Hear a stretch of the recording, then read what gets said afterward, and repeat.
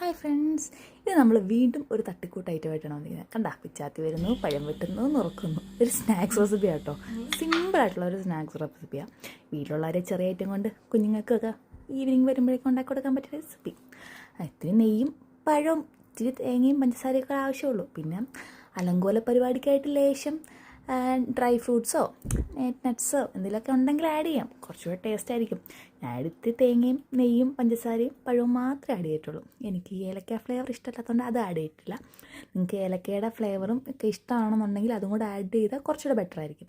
ഇതങ്ങോട്ട് കുറച്ച് നല്ലതായിട്ട് വരട്ടിയെടുത്ത് സംഭവം സെറ്റാണ്. പിന്നെ അങ്ങോട്ട് കഴിക്കുന്ന പരിപാടിയേ ഉള്ളൂ. ഈവനിങ് നമ്മൾ വിഷമിച്ച് ക്ഷീണിച്ച് വരുമ്പം കഴിക്കാൻ പറ്റിയൊരു ഐറ്റം അത്ര തന്നെ. എല്ലാവരും ഒന്ന് ട്രൈ ചെയ്ത് നോക്കിക്കോ. വിശപ്പ് താൽക്കാലികമായി നമുക്കൊന്ന് കെടുത്താം, അത്ര തന്നെ.